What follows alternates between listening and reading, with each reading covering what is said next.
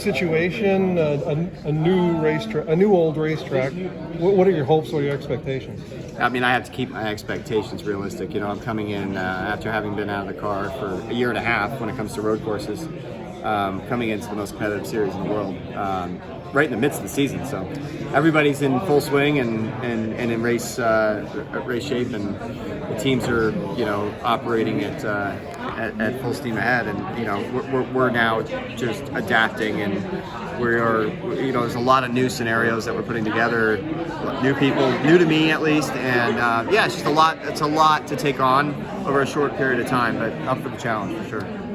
The last question I asked you before just now was about sort of what you wanted to do, what you saw as your, you know, dream scenario. And as I recall, the answer included, well, not necessarily a full-time IndyCar ride. Yeah, right. Yeah. Yeah, I certainly wasn't pursuing this. You know, I had a great time at Indy, really enjoyed myself at the 500. Unfortunately, we just had some issues during the race. I think we were up for a really good result. I absolutely loved it. But yeah, I mean, when I got the call from Ed, you know, I was down in the Keys with the family and headed straight back and put the blinders on, and here we are. There's been a lot that's gone on within a matter of a week, and you know, and really, this is a scenario where we're hour by hour, we're just constantly checking things off the list. So, still doing that, getting ready for the first session. So it's just a matter of circumstances change your idea of what's right for you. Yeah, I mean, when Ed called and said, "Hey, really, you know, I'd really like your help with this." I've been friends with Ed for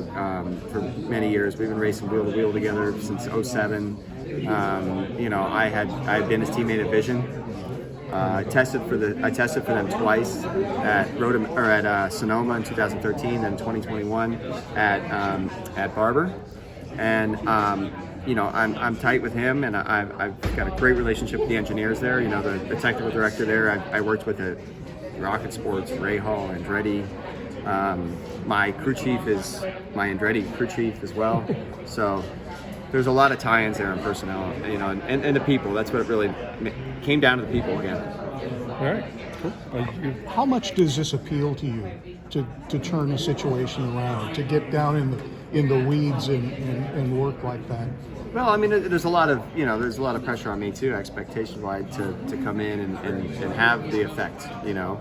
And in racing, everybody wants everything to happen fast, you know, just naturally.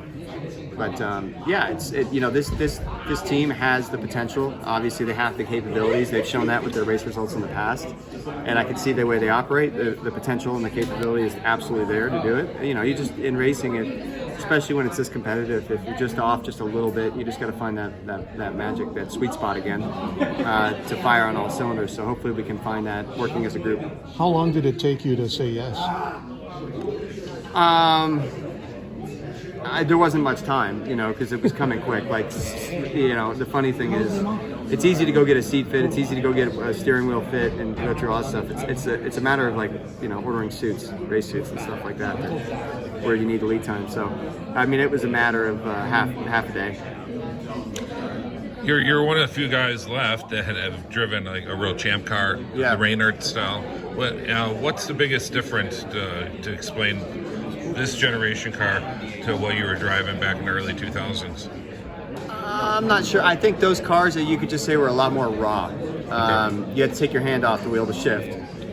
They're a lot wider. They were livelier. They had more horsepower. They were just they were a tougher beast to tame. Yeah.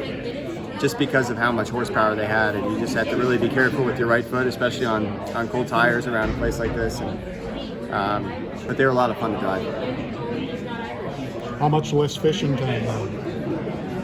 We'll have time to fish later. It's all good. Thanks a lot. Thank you. Ryan. Thank you.